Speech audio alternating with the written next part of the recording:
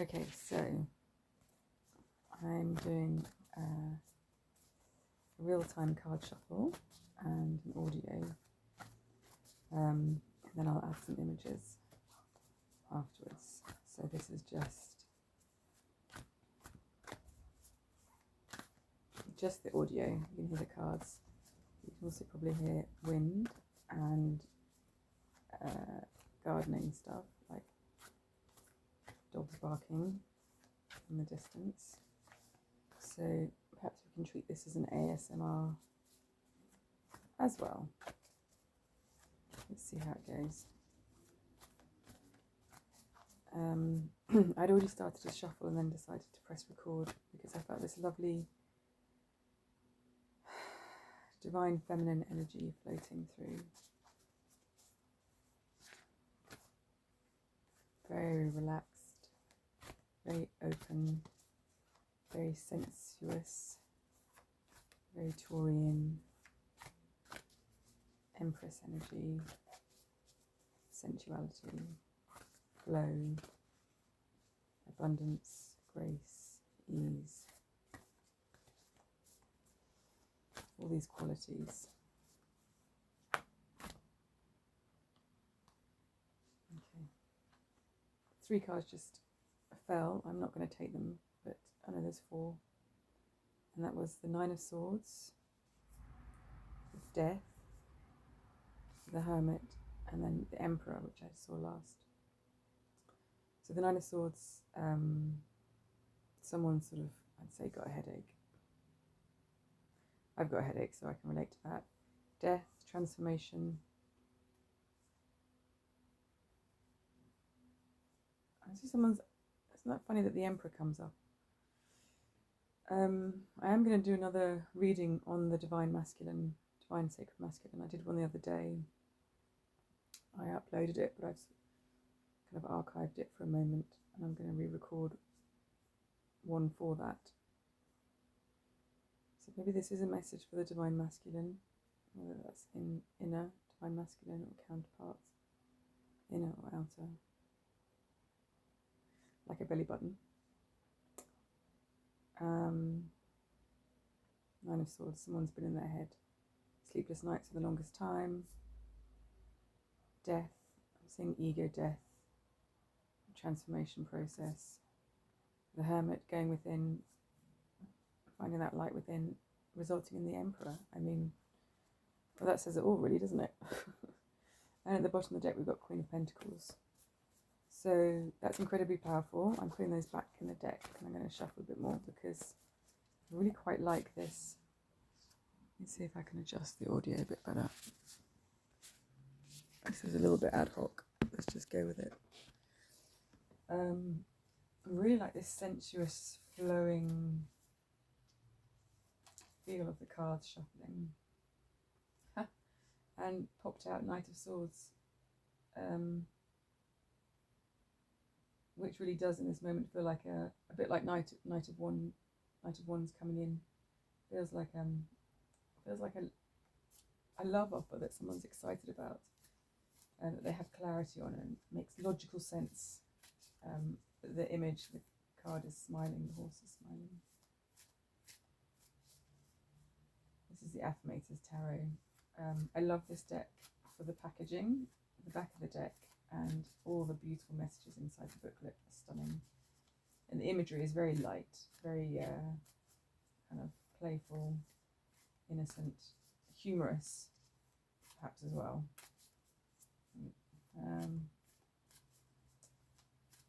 So the shuffling's speeding up a bit now. Okay, we've got the Magician.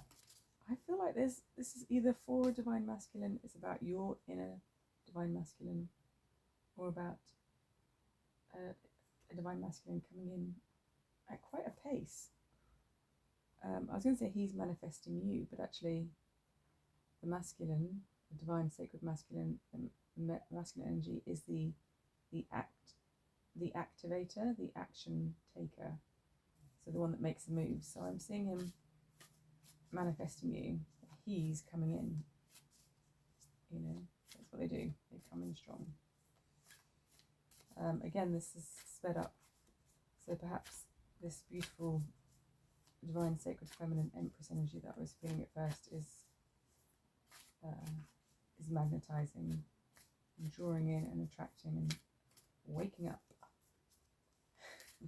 bringing to attention the fire of the divine sacred masculine. Yeah, what sort of fell at a funny angle, face down, Eight of Cups and King of Swords.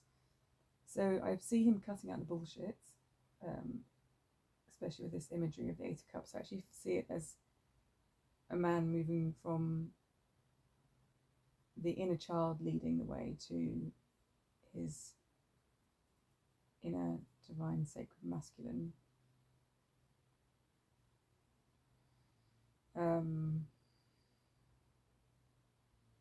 Again, with this imagery, I'm seeing Eight of Cups more like, rather than just walking away from things that haven't worked out, it's walking away from the childhood toys, the ego toys, the ego games, the things they've entertained. And I'm seeing like a kid sucking his thumb, playing with his toys.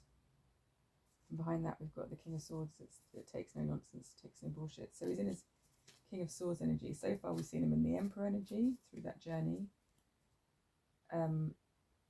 And the Magician, and what else? I saw Knight of Swords, and then King of Swords. We've got a lot of divine masculine. And one of the recordings I did was about these, I don't want to say leaps, but really paradigm shifts, quantum paradigm changes within the divine sacred masculine. That would be collectively, no gender.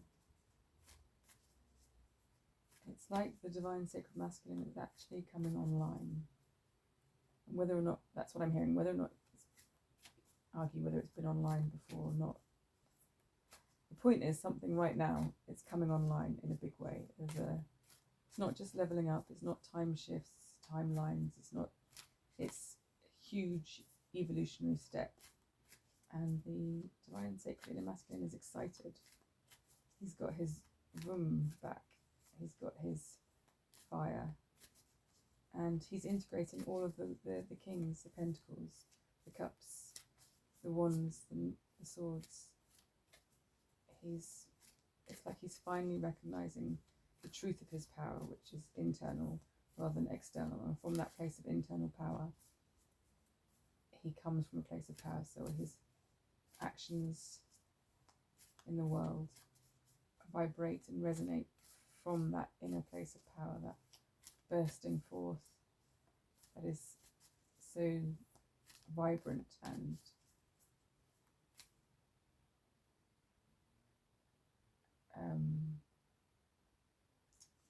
like fireworks, just the spark of the divine sacred masculine that we all love, whatever our gender, whatever our identity, sexual preferences. We're talking about that awesome spark, that get up and go. But it's not of the old paradigm. It's not of the patriarchy or imperialism or colonialism, or it's not the power over structure. It's the power with. It's a huge realization and awakening. Huge. So I'm just shuffling still. There's a lot coming in just from shuffling. So let's see if we can tap in and really focus. What is this message, either for the divine sacred masculine, from the divine sacred masculine, about the divine sacred masculine energy? Whoever's listening now, what do they need to know? I've just got a whole other bunch of cards that were just falling. Ah, we've got the High Priestess. It's like a solar disc, but actually it's very golden. Obviously it's the moon behind her, and maybe it's a solar disc, maybe it's the full moon, maybe it's a giant plate of gold, a golden egg. Anyway, she is winking. So there we go, she's just popped up. So what did I say? High Priestess. So perhaps the divine sacred inner masculine is finally going inwards and finally meeting his divine inner sacred feminine, and together they stand there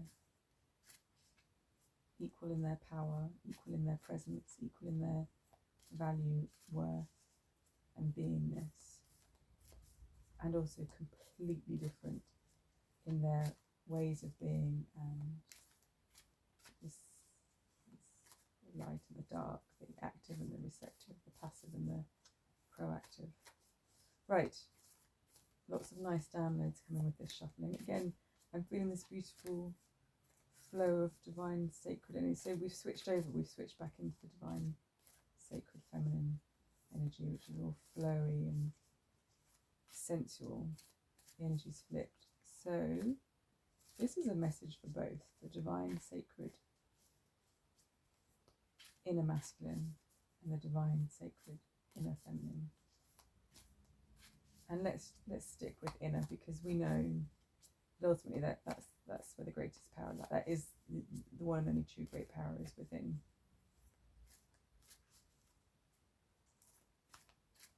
So from here on, this is what we're referring to, is this inner divine sacred masculine, inner divine sacred feminine. And I'm hearing now it's really the union. It's the union between the two. It's the relationship of one to the other and the other to the one, to one another, and what they create when they come together. How beautiful to come together. What a gift. Knight of Wands. And what was that one? Is that Temperance? Beautiful. They were just sticking out a bit. So I wanted to see what they were. Just confirmation coming together. How nice. Knight of Wands and Temperance. It's a very sensual combination, I feel. And again, that's what I like about this deck, is there's smiles. There's a lot of cheeky smiles and cheeky grins. So a lot of cheeky chemistry going on here.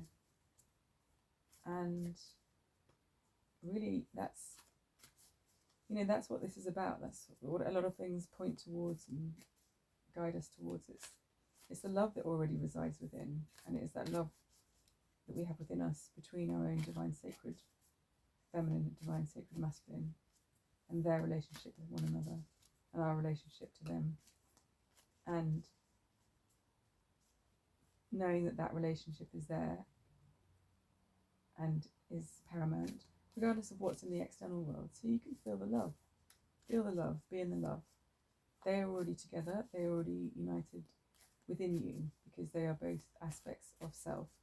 And I'm not talking about doing some wizardry to draw in your counterpart. I'm talking about true, authentic, genuine, inner, internal connectivity, that relationship, and being aware of that relationship, and that being online is what we have all been searching for. You know, like the bees and the flowers when they're collecting pollen. The way the bees select the flower is really guided by the flower. So, and it's negative and positive ions, or someone will have a better scientific explanation, so I'll give you a very rough roundabout. And it could be the other way around, but I'm going to go this way around.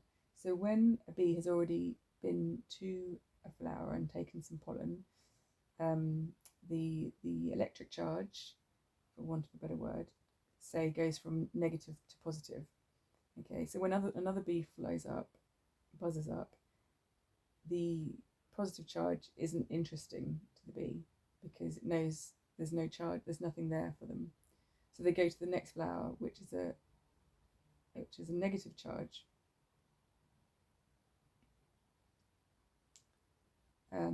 Like magnets, right?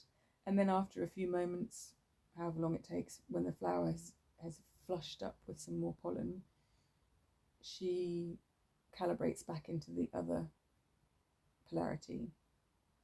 So let's call it, I think we're sticking with negative, because the earth is negatively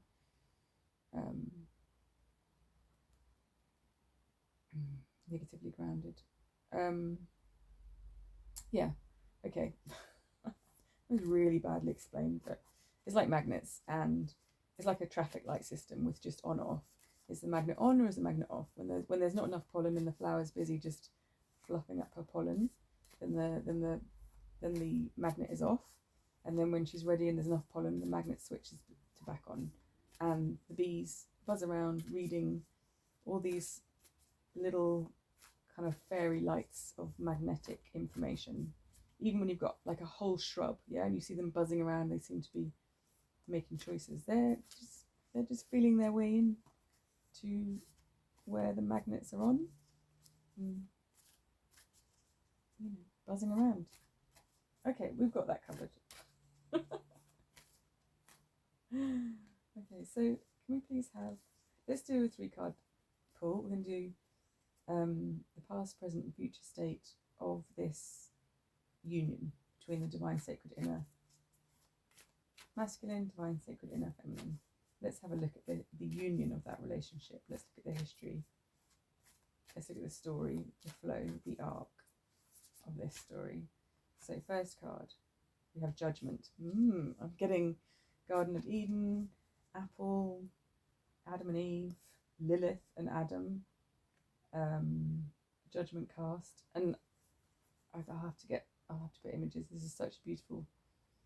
We've got this little mouse stood right on the top of the mountain, and it's looking up at the sun, and this great big beaming sun is looking down at the mouse, smiling, radiant, but the mouse looks a little bit like, oh crap, been caught out. So Judgment, Major Arcana. This is talking about the arc of this relationship, masculine and feminine, inner. Right, that's where it's been now, present moment. I said that the cards are all smiling, and actually this is one of them where they're not, and they've actually got faces that I just pulled where it's really unappealing. There's a bunch of dragonflies, which I love, and they've all got really grumpy faces, which is not what I associate with dragonflies. They're very beautiful spiritual messengers and creatures of metamorphosis, much like the caterpillar and the butterfly, and there's several like this. But again, their metamorphosis is different to the caterpillar and the butterfly, and these start off in the water, like the I was going to say limbic waters. Why would I say limbic waters? I was thinking more womb, embryonic waters, but limbic, maybe something about the limbic system. Okay. Anyway, they look very grumpy, and it's the 5 of Wands, and they've each got what looks like a stick with a big blob of yellow, I don't know, honey or pollen at the end of it, and they're all just bopping each other on the head, which is kind of apt because, as you know, the world is in a various flux of stages and states, and well, yeah, war, right? There's that energy, and then again, that really is old paradigms that are being brought to their knees, energies that can't be sustained, war as a form of consumerism, commercial endeavour, capitalist gain, harnessing people's grief, sorrow, loss, generational trauma to benefit the profit of the few is now being fully seen for what it is, and it is dying. The commercialization of war. So, yeah, a lot of imagery there. Let's just, that's very interesting. There's so much I could have said on that in that minute, but I'm going to take a breath. Okay, 2 just flipped up, and I didn't really get a chance to ask for a 3rd card, but they came. So we've got the 10 of Wands, and in this imagery we've got a camel with, again, those same looking wands, 10 of them stacked on his back. So it's like the straw that broke the camel's back. And behind that we've got the moon, which is a very feminine energy, which is the feminine energy. Judgment. Is that Scorpio? Moon. Pisces. Again, the imagery is very different. This is a lovely moon. I don't get fear from this. She's smiling. And it's both the full moon and the new moon. And we also see all the stars and the planets. Jupiter, the sun is there. Saturn with the rings. Neptune's there. Mars is there. Venus is there. Pluto's there. What else? All the planets are there. And the Milky Way. And she's smiling. And it seems to be she's winking. You'll love the images. They're great. And she is behind 10 of Wands. Okay, this is interesting. I'd like to stick with this deck, mostly because I can't be bothered to lean over and reach for another one. There's a card that's sticking out here, and I looked at it sort of at the bottom of the deck. And we've got the Sun at the bottom, with the Queen of Cups and the Ace of Swords. I mean, clear thinking is coming in. Two of Pentacles. But no buts. Right. Can we get clarification on the Judgment? I feel like we know what the Judgment is. We've been there, we've done that. It's the Garden of Eden. That's where we've come from. Okay, but is there anything from that that is useful or relevant for us to know now, for our own, each of us? Thank you. Relational development with our inner masculine, feminine. 9 of Wands. God. So what would be in Judgment? Okay, I'm getting like the shame factor that comes with Judgment, a bit like let's have a drink of tea. The shame factor of realizing that you're naked in the Garden of Eden. I mean, it's not like Big Brother was watching, right? There weren't any hidden cameras or visible cameras. So why was the shame there? 9 of Wands, I'm getting shame. I'm trying to picture, oh yeah, so the normal Rider-Waite-Smith. It's a man carrying all these, nope, that's the 10 of Wands. The 9 of Wands, he's stood there with these wands behind him. He's got one in his hand and he's bandaged and he's looking battle weary. This guy is a zebra and he's looking super stressed. So yeah, the past has stressed the masculine energy to the point of breaking. He's been battling, right? That's exactly what it is. And this has been eons since that moment of Judgment in the garden. Let's not get stuck on stories and facts. Let's just use the oracle that comes with that. And by oracle, I mean the message, the metaphor. So 9 of Wands, yeah, the masculine has been stuck in the, yeah, very much the fight, flight, freeze, fawn. The masculine energy has been stuck in fight. It's like being stuck in one gear. And well, actually, this is something I've just noticed. And I was thinking about Olympia and the Olympic Games and Gladiator and the gladiatorial ring.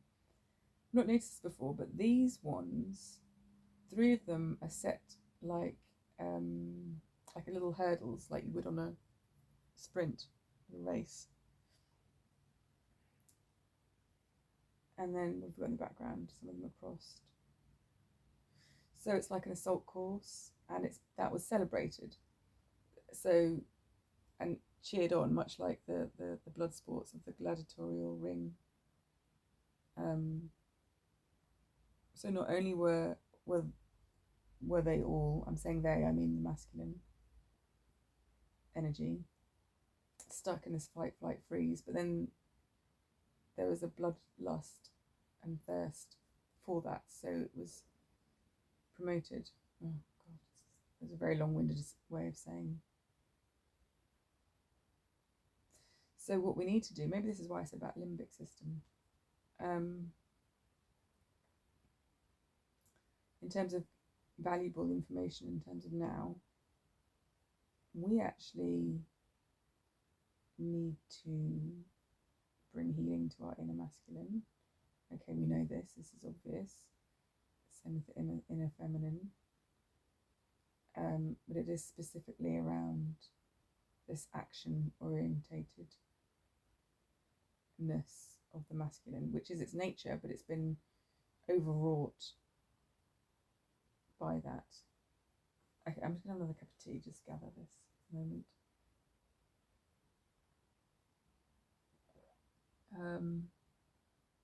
It feels like the words are tumbling out. I can see the imagery. I'm not even sure if the words are a little disjointed, or whether they make perfect sense. You'll just have to gather what you can from that. I'm sure if it makes sense, you got it. If not, that's fine. So, is there any other information we need to know about this Nine of Wands energy that's a byproduct? Yeah, again, I'm just seeing a car that's stuck in a wrong gear and can't change. If you've ever driven an automatic, specifically, and there's perhaps something gone on with the gearbox, and you can hear the engine hasn't quite changed gear fast enough, and there's a there we go, stuck in the wrong gear, or stuck in a gear. So bringing more fluidity to the masculine, that's the kind of healing. A balm, a warmth, a welcoming and inviting, a soothing balm for the masculine energy. And a lot of emasculation. I'm suddenly seeing eunuchs and all the other things that from the past days of power over structures and empires, and enslavement and various other tactics that we use to keep power over the people. Let's say, for example, those energies are in the death throes. Yeah, there's Queen of Swords at the back. So what else do we need to know about this Nine of Wands? How can we support the inner masculine that has been carrying this since Judgment Day? Since Judgment Day, right? Carrying this since that moment. Okay, I got about Adam, this sense of entitlement, right? Oh, here's Lilith, and she's yours to play with. Oh, no, she doesn't want to be a plaything. She wants you to treat her with love and respect. Okay, how about we make Eve, and let's just take her from a rib in your body, and then that way she is bound to you. It's like sex magic. And that is the beginning of control over. So it's as if Adam was this spoiled little brat that was entitled. It's funny, isn't it? I don't often hear parallels drawn between Adam being the Son of God and Christ, Jesus Christ, being the Son of God.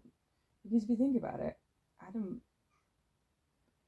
could sound like a bit of a spoiled brat, and Christ gave up everything. The human Jesus gave up his life and did all that sacrifice, Piscean age stuff through his devotion. So that's interesting. I'm not sure if they're opposites, but they're very different energies. So something about this entitled Adam being a bit spoiled, having all the toys. And again, this is Old Testament, isn't it? That isn't the loving God, that's the conditional God. So I think this is more like the childhood wounding thing. Something about childhood wounding. So when we say the beginning of this relationship, we're also perhaps just looking at our own personal inner lives and childhoods. Yes, there's eons of humanity, but then there's also our beginning in this body and life. The moment we take breath and are born. So what can we take from the knowledge about the Judgment Day, which we're seeing shame, and the impact of the masculine on that? We're aware of the impact of the feminine and Lilith and Eve and these things, that there's become more awareness. The masculine stuck. Yeah, these were sticking out. Ten of Swords, done, done, done, dead, done, done, done. Wheel of Fortune, a change of energy. Ace of Wands, oof, and it's a bunny on like a big pogo stick of a wand, looking very happy. And we see a moon here, which is interesting. So fire. So yeah, this is about the masculine getting their mojo back. I think it's about accepting that those paradigms are over and done, and allowing the letting go-ness, because the Ten of Swords is already done, right? I mean, it's just croaked. One sword would have been enough. 10 is a little excessive. So it's done. So it's already done, like a snake that shed its skin. It's already done. It's done. So it's something like we're catching up with that, whether it's consciously or on some other level, or just going, oh, okay, yeah, it's changed. That's it. It's changed. It's time. It's time. It's time. Times are changing, as the poet Bob Dylan told us. Is that Bob Dylan? Yeah, Wheel of Fortune. Things have shifted. The wheel has turned, and we've got this Ace of Wands. So that's a very happy bunny, quite literally. Right, I don't need to keep those. That energy is golden, very valuable. Thank you. So I think there we go. That's what we wanted to know. So let's have a card for the Five of Wands. So this is a present situation, and again, this is focusing on the inner masculine. It feels like. So this is obviously the right time for it. It's not this or that. It's this and that. It's a togetherness. A whole bunch just flipped out, and of course, leading the pack was the Queen of Pentacles, followed by the Nine of Pentacles, followed by the Eight of Cups, which we saw earlier, and the King of Swords, which came out with the Eight of Cups earlier. So this is confirmation.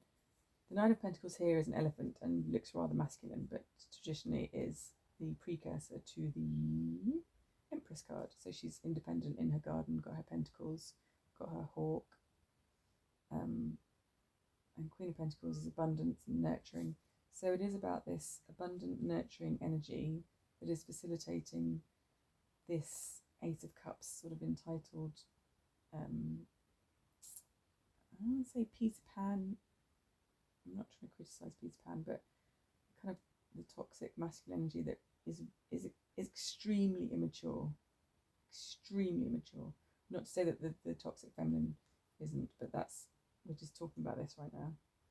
And I also see these leaves that this Eight of Cups is sitting on, the octopus.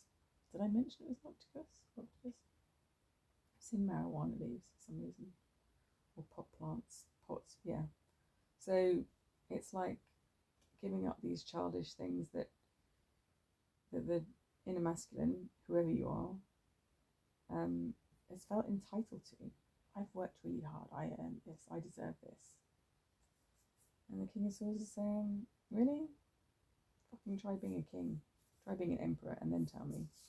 So cut your bullshit.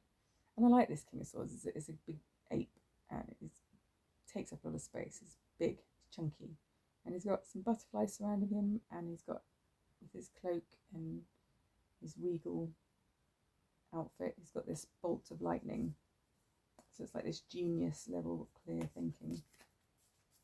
Right, how is that pertinent to the Five of Wands? Oh yeah, this is the war energy. Like, let's get one card for that. What is it that we need to know about this specific Five of Wands energy right now, that is in the present moment, that it is about this relationship between the divine sacred inner masculine and divine sacred inner feminine? Because that's what we're focused on, the relationship. But of course, for the relationship to be healthy, both parties need to be healthy. Right, I'm just going to have to get another cup of tea, excuse me.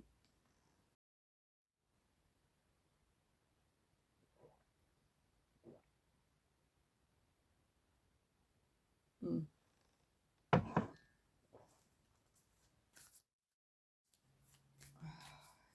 there's something that we need to know about this Five of Wands energy that will facilitate the healing, the clarity, the insight, the awareness, the guidance, the support, the love, the permission, the release, the letting go, the allowance, the forgiveness, the being state, the doing state, the togetherness, the separate yet togetherness of the inner yoking of these energies.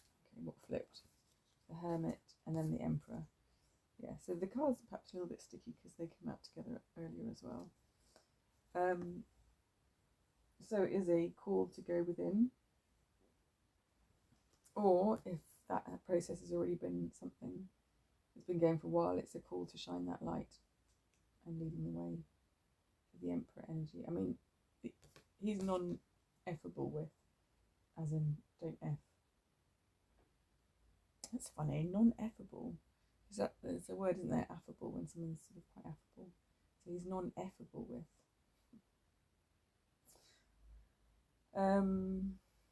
Going within. I mean, the Emperor's a pretty hard, double hard bastard. In this image, you can see it. And I'm getting Egypt. He's got the ankh, you know, the big stick with the ankh and an orb.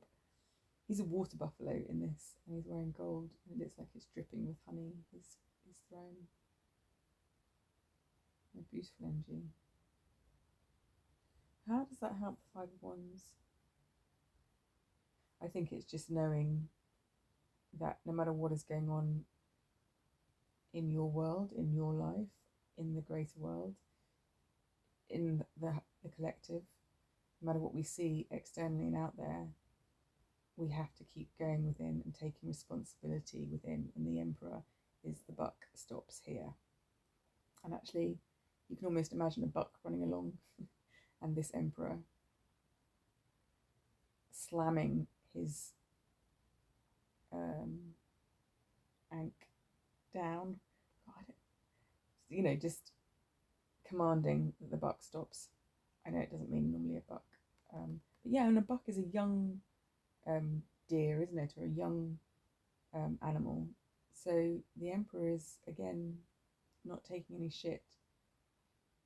So the buck stops here within. Do the inner work. That's what that's saying. So the war that you see externally, go within and have a look at what's going on inside. Do the war internally. Do the work. Do the shadow work. Do the light work. Go internally. It's like a full green light to go ahead. This is now the time to do it. This is the most important time to do it with everything that's going on. And again, confirmation. We've got Queen of Pentacles, Nine of Pentacles, and the Eight of Cups just popped out as a confirmation of that. So, moving on, going forwards in the future energy, which is really just next. Of course, nothing's fixed in stone. We had the Ten of Wands and then the Moon. So the Ten of Wands, and this is interesting, it's a camel, and obviously certain parts of the world where things are happening right now.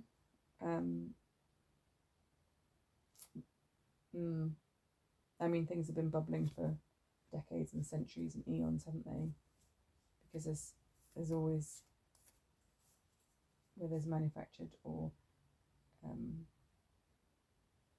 where there's war, obviously there is land that is of high frequency energy.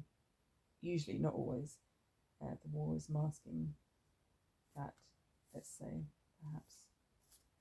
Okay. I kind of feel like I'm walking over a minefield here. Yeah, there's a camel there. Straw that broke the camel's back. This,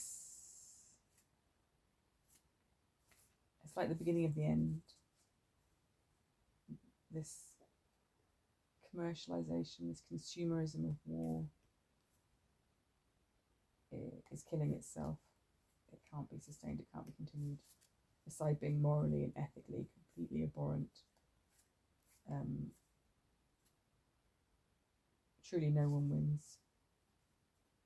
God knows what the people who make profit out of this, what kind of paradigm they live in, but okay, let's not go there. And of course behind it I mentioned the Moon card. So the illusion of war is being seen for what it is, and the cost and the sacrifice of human life is being seen. And perhaps the fear that have kept people stuck, perhaps generational trauma and various things that kept people stuck in this loop of war, the fear of that, the fear that's driven that is now being seen for what it is as well. It's like bursting the bubble. It can't continue. It's done. This one nearly came out. What's that? Two of Swords. Yeah, that's just confirmation. there's no blindfold on that one. So that Two of Swords was looking directly at whoever holds the cards. Okay, so what do we need to know about this future energy? Just saw Page of Wands, a very happy looking Jiminy Cricket kind of character. We get a card about this future energy. Again, the big cards flipping. Ace of Cups, I'm seeing Neptune energy. Four of Swords, peace. Time to meditate. Chariot, in order to take appropriate action. The Star. All these cards are looking very happy and smiling. We get one particular card of guidance or support or help or assistance or something to put our focus towards. There we go. I'm going to take these. I was seeing like a bullseye, because we don't want to get distracted and we don't want to get caught in rabbit holes and wormholes and pitfalls. And I mean, we've done that, right? We keep picking around, walking through minefields and bogs and marshes, or you can aim true. So in order to aim true and keep ourselves on our path, and especially with our inner work and inner relationship, 3 cards. The Magician, know your power. 3 of Wands, and this one is a beautiful giraffe who's got their wands by the tail, carrying their beautiful wands, walking to the beat of their own drum with this beautiful rainbow in the background. So all chakras aligned in harmony. And then we have the Empress. How beautiful.